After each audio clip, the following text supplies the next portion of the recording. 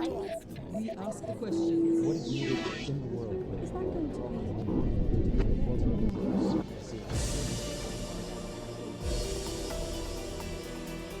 The man you see coming off this plane, a central character in the Cold War between Cuba and the United States. His journey home marking a dramatic new beginning for both countries. Cuban intelligence officer Gerardo Hernandez arrives in Havana, still defiant and loyal to his government after 16 years in American prisons. He had been given 2 life sentences by a court in Miami for sending intelligence back home to Cuba, and thereby, it said, assisting in the murder of Cuban exiles working to overthrow the Castro regime. He was a spy, but he calls himself an innocent agent. And in Havana, President Fidel Castro declared him and 4 other captured spies heroes. The entire time in prison, Hernandez had been separated from his wife. Yet, inexplicably, she was 9 months pregnant when they finally embraced on Cuban soil. Hernandez's surprise release and the story you are about to hear involving his wife and a baby that by all accounts would never be born was more than a human interest saga. It was a key ingredient in secret negotiations leading to a historic agreement to end more than half a century of hostilities between Cuba and the United States. Now, for the first time, Hernandez and his wife share their story with a global audience on Talk to Al Jazeera. Gerardo and Adriana Hernandez, thank you so much for being with us in Talk to Al Jazeera. I'd like to start by asking you to tell me as honestly as you can, did you ever think that you would be here in Cuba in 2015, sitting next to your wife, a father and a free man? No, I didn't. I knew and hoped that I would be back in my country someday, but I didn't expect it to be in 2015. And for sure, I didn't expect to be here in my country with my little girl this year. You know. When did you find out that you were going to be freed? You had 2 life sentences plus 15 years. I mean, it was like, it sounds absolutely hopeless. I learned about it in December 16, the day before. Really? Yes. You had no idea? No idea. I kind of suspected something because I was taken out of Victorville Penitentiary in California on December the 4th, and was taken to a special housing unit in Oklahoma, and remained there for 11 days. But it was weird that nobody told me why or how long I would be there. So there were many weird things happening, and I suspected that something was happening that might be good or might be bad. And on December 16, I learned the news that we were coming back to Cuba. Tell me, what does that feel like? Amazing. After so many years, it was 16 years and 3 months, dreaming of that moment. So when we finally learned about it, it was great. This story actually begins in 1996, when 2 small civilian aircraft, piloted by members of the anti-Castro exile group, Brothers to the Rescue, were shot down over international waters by Cuban fighter jets. All 4 Cuban-American pilots were killed. 2 years later, the FBI cracked a Cuban espionage ring in Miami called the WASP Network, which had infiltrated Cuban exile organizations, including Brothers to the Rescue. Hernandez was described as the network's ringleader and charged with complicity in the murder of the pilots. And his wife Adriana was repeatedly denied a visa to see him in the maximum security prison, where he had been sentenced to spend the rest of his life. Mr. Hernandez, you have, your story reads like a sort of a spy novel, but in fact, you've indicated that you felt not so much like a character in a spy novel, but rather like the Count of Monte Cristo. Why did you use that comparison? That phrase came to my mind back in 2003, when once again we were taken to the hall. The hall is what prisoners call the special housing unit. which is a punishment cell. Punishment cell. Yes, it's prisoners are taken there when they commit a serious indiscipline, or for other reasons. And we spent a total of 21 months in that conditions. The first 6 months in solitary confinement, and then some other time different prisons, without having committed any indiscipline at all. It was, first they said because of security reasons, and then when I was in Lompoc and my 4 brothers were in some other prisons, when the Iraq invasion, they took us, each of us, and placed us in solitary confinement again under something called special administrative measures, which was very, very, very harsh conditions, right? In my case, I was completely isolated from other prisoners, wearing just underwear and no shoes. I didn't have anything to read, anything to write. Light was on 24 hours. But the conditions in Lompoc Penitentiary are very difficult because it is a very old installation dating back from the 1930s. So, for example, when prisoners in the upper cell flush the toilet, dirty water ran through my wall in my cell. And they told us that we would be placed on that conditions for a year, and that after a year they could review the case and sign for another year. That's what we were told. But the whole situation lasted 1 month. During that time, I didn't have communication with anybody. I didn't see any prisoner at all. It was just myself, 24 hours in that cell. So when I finally came out and was able to make a phone call, my reaction was to tell, "Hello, it's the Count of Monte Cristo." And that's the origin of that phrase, right?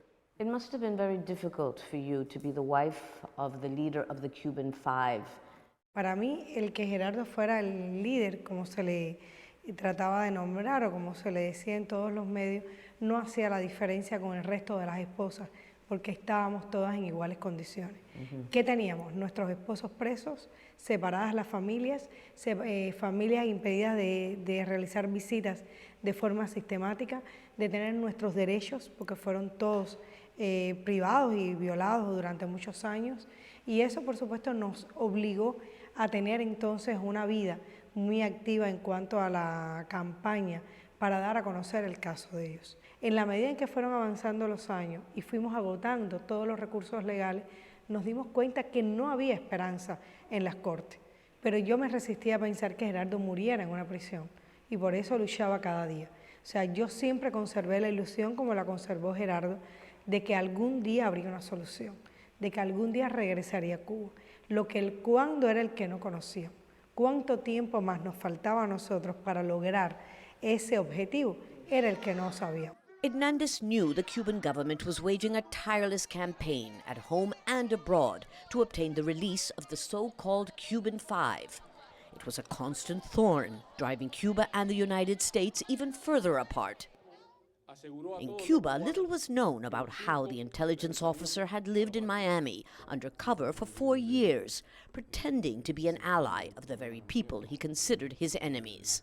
For many years, you lived in Miami, not as Gerardo Hernandez, a captain of the Cuban army and a member of the intelligence service, but rather as a Mr. Villamontes, a graphic artist, supposedly from Puerto Rico. Right. But you were a spy, weren't you?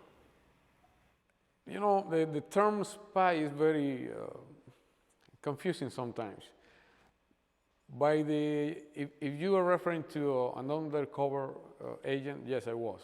I was under a fake ID, and I was portraying to be somebody that I didn't was. Right? I was a completely different person. But technically, by law, when you mention espionage, you have to be you have to have gathered some secret information or looking to gather some secret information. And in our case, there was nothing related to that. That's the reason they charge us with conspiracy to commit espionage and not espionage. So in a broader term, spy, I might have been a spy because I was working, let's say, for another government undercover, right? But I would say better an agent, because spy is more in reference to looking for secret information. And as you know, we were not trying to gather information from the US government, but from those terrorist groups that operate in Florida with total impunity and have been doing terrorism against Cuba for years and years. And there was a point when Cuba had the necessity to send some people there to gather information and to protect our people. That was basically what happened. Those groups that have training camps in Florida and other places, and they used to come to Cuba and do some shootings, place some bombs, go back there, give a press conference, brag about what they just did, and nothing happened to them. There was no law for them. So Cuba had no other choice but to send their own people there and infiltrating those groups and gathering the information. So what would you report? What sort of things did you report to the Cuban government? We used to report, for example, about their plans. We have some people infiltrated in those organizations, Alpha 66, Commandos F4, Brothers to the Rescue. Mm-hmm. And the agents used to tell us, hey, they are, for example, in the case of Brothers to the Rescue, they are planning to buy some planes from the former Czech Republic, Czechoslovakia, that are war planes, and they are intended to be, their plan is to use it against Cuba. Or they are testing some personal weapons to be introduced in Cuba. There was a point when they had some plans to place some bombs in planes that used to take tourists from Central America to Cuba, including from American airliners. And that information was passed to the FBI by Cuba, but was collected by us, right? By you. That was the kind of things. There was another example back in 1998. We received, it was July 1998, we received information from Cuba telling us that they knew there were some boats in the Miami River being fixed with some explosive to go to Cuba and do some sabotage. And they ordered our group to locate those boats in the Miami River and to inform back. And we did it. We, after some work, we were able to locate the boats and inform to Cuba where they were at, etc. And then Cuba ordered us to try to find out how to neutralize those boats, how to prevent those boats to sailing to wherever they were going. And we recommended to Cuba to make an anonymous call to the FBI, giving the information, passing the information about the boats. So we were told, that's it for you, that you finish this operation now. But if you go to the Miami Herald in July 28, 1998, you're going to see an article there informing of a raid by the FBI in the Miami River, seizing some illegal boats. And they said they didn't find any explosive, but obviously the boats were being prepared for something illegal, and some people were running from the authorities. And that was the kind of operation we were involved in. Well, you know that there are many people in Miami who are outraged at the fact that you are free. Do you feel at all responsible for the deaths of the 4 pilots of the planes that were downed by the Cuban fighter jets on information that you sent? Absolutely not. Those people that are outraged, if they had done half what I did to prevent those flights to happen, those 4 people would be alive today. If I was responsible for something, was for trying to prevent those flights from happening. You know, the original plan was for Roque to go back to Cuba and make a denounce of blood to rescue, so that would scare them off not to fly anymore, or that would lead the U.S. authorities to finally do something and prevent their violations that were taking place in a very regular basis. But you didn't know that they were going to be shut down? Absolutely not. I knew what everybody knew, that Cuba has said they would not tolerate any more violations of the airspace, and everybody knew that. And everybody knew that Basulto was going there on February 24th because he gave a press conference himself. You know, you can do something. You can ask the people that blame me, you can ask them, all right, what he did that makes him culpable. And some of them will say, oh, he sent the flight plan. Absolutely wrong. The flight plan was sent as a procedure by the FIA to Cuba. They say, oh, all right, he said that they will be going there on February 24th. Wrong. Basulto himself said that on TV in a press conference. Everybody knew that they were going there on February 24th. But besides that, Cuba have radars too. So what was my role? Ask for an explanation, what I did to contribute to the incident. Nothing. They couldn't tell nothing.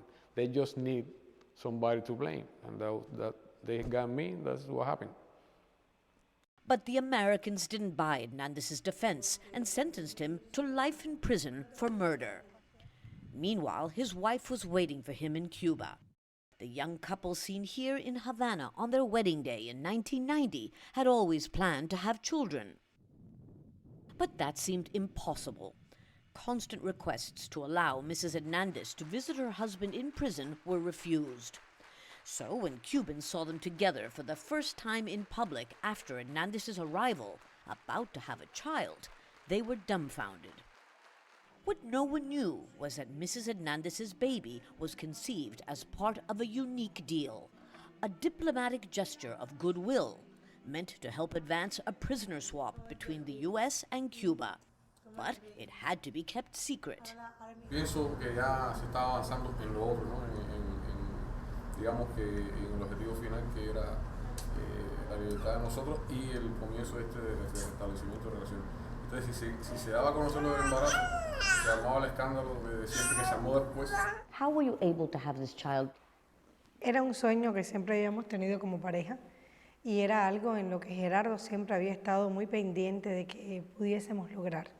Sabíamos que la condena que él tenía era muy difícil para lograr una solución, luchábamos por eso todos los días, pero él no había perdido la esperanza de poder tener un hijo. Y eso me lo transmitía una y otra vez. Buscamos diferentes alternativas, de hecho yo tenía mis óvulos guardados, previendo que llegado el momento ya fuese demasiado tarde desde el punto de vista biológico para mí, por la edad. Y así lo fuimos pidiendo y a través del gobierno nuestro se lo transmitimos al gobierno norteamericano una y otra vez. Fue difícil, fue imposible en años anteriores con la administración de Bush, pero en la administración Obama logramos tener un contacto con el senador Leahy cuando visitó Cuba y con él y su esposa y otros senadores que estuvieron presentes en un encuentro muy personal, algo que yo pedí desde muy adentro. Le transmití mi necesidad, mi deseo, que era de pareja, de tener un hijo, de podernos ver, de lograr una solución para el caso después de ya 15 años cumplidos en prisión. Y gracias a todo lo que pudiéramos decir, se dio la posibilidad de que el senador, que me escuchó de una forma muy atenta, sin comprometerse con nada, luego más tarde tuvimos la noticia de que se iba a aprobar un proceso de reproducción asistida, trasladando el semen de Gerardo para que yo pudiera intentar nuestro embarazo aún con el apoyo de la ciencia. Y así fue como se logró todo. Se logró que Gema hoy exista, que nos haya traído muchísima felicidad y que nosotros pudiésemos hacer realidad ese sueño que durante mucho tiempo estuvo ahí, pero que pensábamos que no se iba a lograr. Did you know that the fact that you were able to have a child was part of a very, very complex web, diplomatic web, to bring the United States and Cuba to the point where they could decide to renew diplomatic relations? That was something that we didn't imagine either. I mean, we could have expected something like that to happen, but for us, it was such a big news personally that we not even realized the consequence that it might have, right?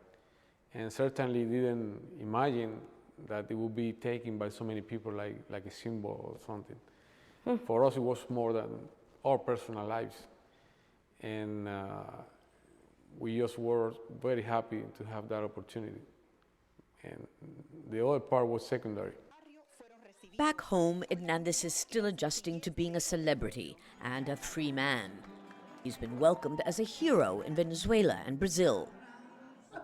The couple tell us they want to have another child. In the last 6 months since his release, he's learned to use a mobile phone and a computer. But the spy who left Cuba 20 years ago and sacrificed so much to preserve his revolution has come back to a country undergoing significant changes.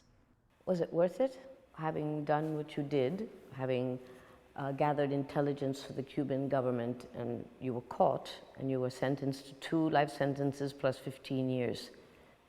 Yeah, absolutely was worth it. You know, if I see somebody swimming in a pool today and drowning, and I go there and I try to rescue that person, and I break my head, and you ask me, was it worth it? I would say yes. And in this case, I can tell you very humbly that we saved lives. So I couldn't regret something like that, even if I spent 16 years of my life in prison. That is something that it is hard for myself and for my family, but I have to be honest, I would do it again if I have to. When you got off that plane on December 17th, you walked into a Cuba that was very different from the one you left behind. Not only is Fidel Castro no longer president, you were born with him as president. How different do you see the country now as the one that you left behind? Well, it's different. I would have been surprised if it was absolutely the same country, because in 16 years, everything changed. Your family changed, you changed yourself, and of course, a country changed. And I would say that in majority part of it, the change has been for good.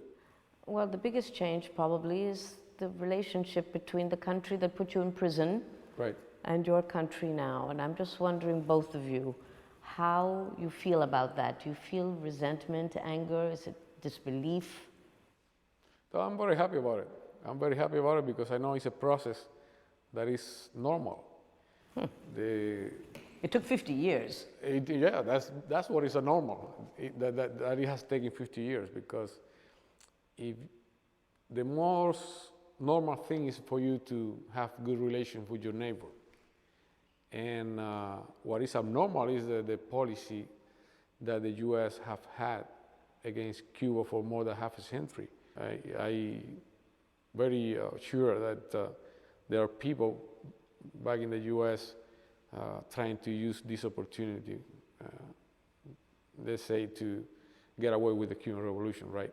But that doesn't mean that I'm going to oppose the process. Of course, it's something that most Cubans agree with, and most Cubans are willing to take the battle if it comes. You know what I mean? It's a risk, but we are willing to take it. Los cambios siempre, cuando son para bien, hay que asumirlos. Y de nada sirve sufrir por lo que ya pasamos. Como siempre dije, nunca me gusta ver todo lo que dejé atrás, sino todo lo que me falta por hacer de ahora en adelante. Ya lo pasado, pasado está, lo vivido, vivido está, de mejor o peor manera, pero lo importante es de ahora en adelante. Todo lo que podemos hacer, todo lo que hay que hacer de ahora en adelante. And speaking of the future, right now you are still living as a member of the Cuban Five. You've gone to Venezuela, you've gone to Brazil, you've been on speaking tours. You're giving us this interview. But how do you see your future? What is the future for Gerardo Hernandez and his wife from now on? I see myself trying to recover the time with my family, my little girl and my wife and the rest of my family. And I see myself serving my country, which is my only goal, my only dream, to continue to serve my country anywhere that is needed. Gerardo Hernandez and Adriana, thank you very, very much for talking to Al Jazeera. Appreciate it. Thanks.